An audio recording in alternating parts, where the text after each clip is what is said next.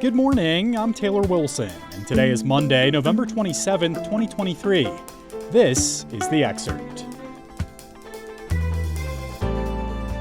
Today, leaders say they're open to extending the ceasefire in the Israel-Hamas war. Plus, the FBI is investigating weekend shootings of young Palestinian men in Vermont as a possible hate crime. And we look at the future of bespoke therapies in medicine.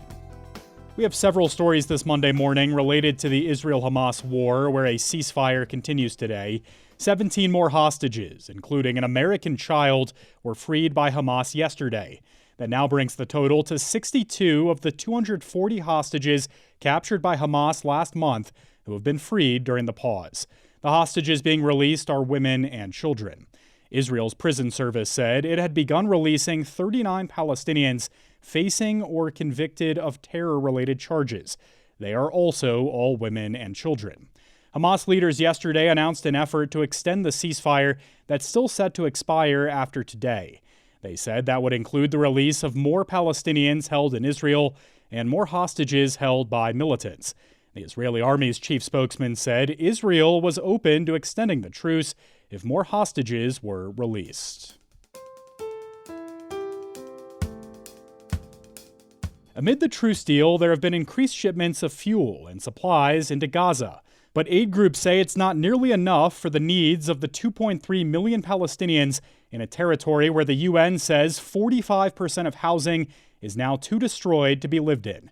Still, aid workers, both Gazans and those from abroad, are doing their best to help a traumatized population.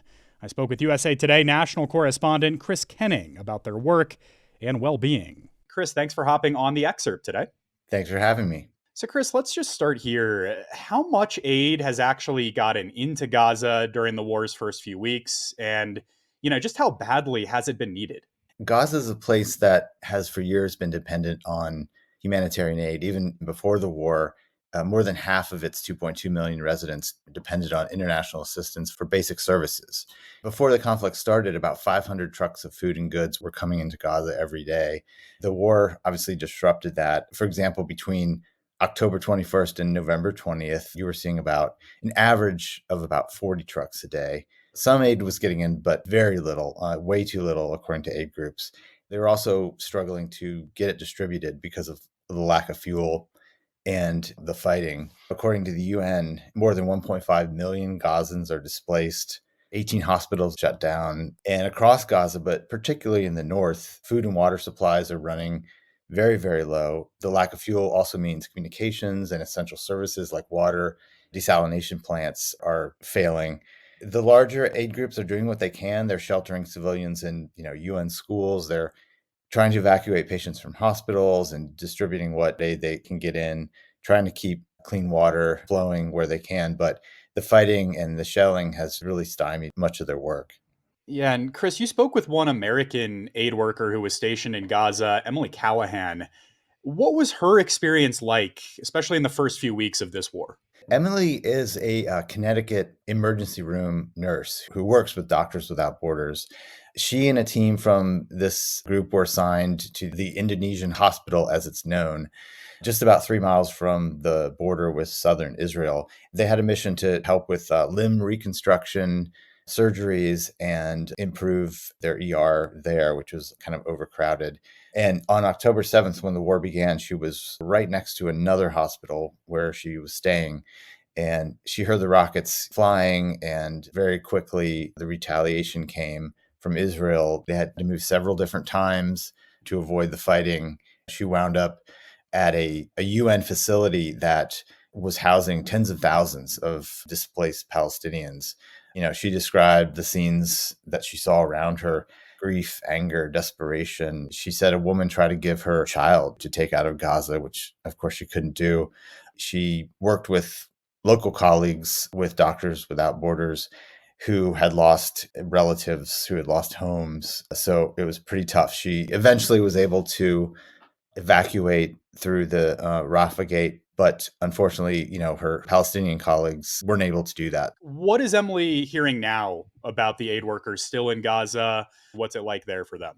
There's more than 15,000 Palestinians who work for some of these international groups, they're facing some of the same dangers that the rest of the population is. In fact, more than 100 UN aid workers have been killed since the beginning of the conflict, which is, they said, the deadliest conflict yet for their staff. So a lot of them are finding themselves in the position of needing the help that they would normally provide to others. People with different aid groups told me that, they're shell-shocked. Many have lost family members, friends, relatives, property.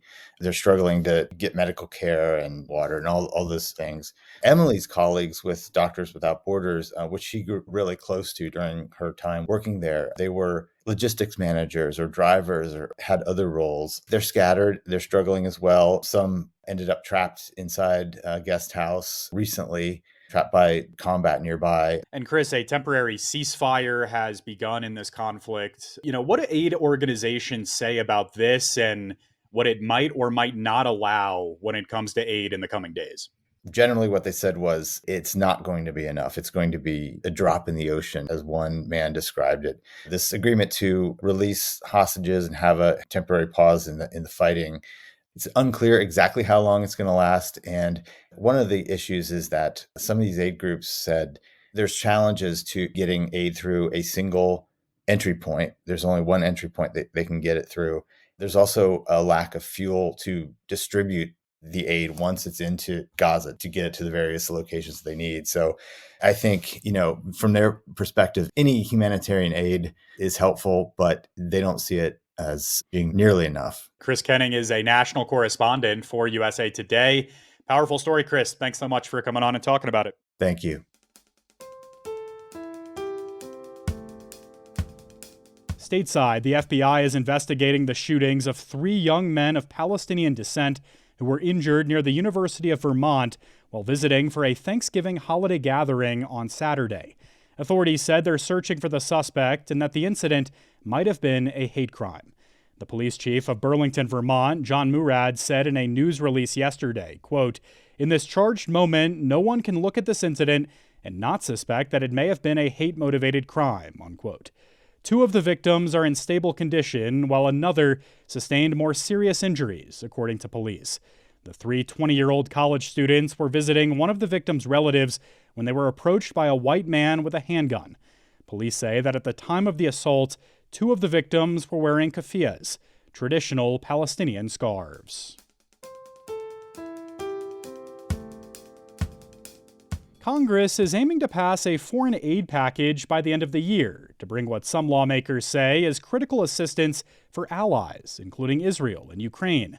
But how members craft a bipartisan deal with 3 weeks left on the legislative calendar is an open question. A bipartisan Israel-only aid bill is at a standstill, in part because House Republicans included an offset provision that would pay for the assistance through cuts to the IRS, something Democrats balked at. Democrats have had their own clashes over aid to Israel as progressive lawmakers call for Israel to reduce civilian deaths in its bombarding campaign of Gaza. On aid to Ukraine, support is dwindling among a segment of Republicans, but 3 GOP senators earlier this month released a proposal tying demands related to immigration and the border in exchange for their support of a new Ukraine funding request from President Joe Biden. Senate Democrats have rejected that border proposal, but there is bipartisan appetite for a deal that would tie border measures to Ukraine aid. You can read more with a link in today's show notes. A life-saving treatment was designed for one specific patient, and so-called bespoke therapies might just be the future of medical care. I spoke with USA Today health reporter Karen Weintraub to learn more. Karen, thanks for making the time. No problem. Thanks for having me. So can you just start by telling us a bit about Susanna Rosen's story? Yeah, so Susanna was diagnosed with a genetic mutation that causes neurodegeneration. Her nerves are dying, essentially, and so will she without some viable treatment. Basically, she seemed normal and healthy at birth and was progressively getting worse at age 6, 7, was losing her ability to walk, to see, to communicate with the world. And then she got offered this experimental therapy that she has been on for the last year. She's now age 9. Yeah, and what has this therapy done for her, Karen? So the therapy, which was designed specifically for her, nobody else in the world, has stopped the progression of her disease seemingly, and also has helped seemingly reverse some of the symptoms. She's been walking again with a little bit of help, but she's been able to get up from the floor by herself. She's got more energy. She doesn't seem to be having seizures at night anymore. She can sleep much better. She's got more energy to make it through a school day. So her therapy and her schooling is helping her more than it was before. So the transition, the change has been really tremendous and noticeable for the family. And Karen, what other bespoke therapies have we seen pop up in recent years thanks to medical advances? We've all heard about these mRNA vaccines that most of us got during COVID. The same technology is being used for cancer treatment. And because everybody's tumor is different, everybody's cancer vaccine has to be different. So they're now designing individualized, personalized cancer vaccines. There are also some possibility for gene therapies to be individualized. They're now developed for rare diseases, even ultra rare diseases, but in a few cases, they're being developed even for single individuals. And, broadly speaking, what are some of the major challenges to bespoke therapies on the whole? Well, cost is a huge issue. These therapies can be extremely expensive to make and to produce, to find to come up with a system to make them more systematically, which would help reduce the cost. Delivering them is a challenge, getting them to the right place, to the right nerves or the right muscles or wherever they need to go.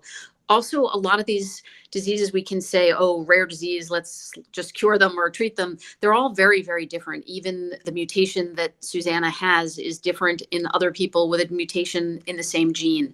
So the variations just make it incredibly difficult to come up with therapies that will be targeted enough to make a difference. And then safety is always an issue. In some people, these treatments, like Susanna, seem to be working really well. In others, there have been problems. So right now is sort of a scary trial and error period where they're trying to work out for whom these therapies work and are safe and for whom they're not. The man who helped Susanna, Stanley Crook, has started a nonprofit aimed at other bespoke therapies. What's the latest from this organization? And, can nonprofits like this offer a solution going forward for these types of therapies? His organization is called N. Lorem Foundation, and he is a leader in this field because he helped develop the technology.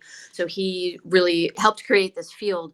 Right now, he's helped 6 people with very rare diseases. He's hoping to work up. There are 230 applications pending. He's hoping to work up eventually to thousands, but there are probably millions of people with these conditions. So the scale up is really a major challenge here.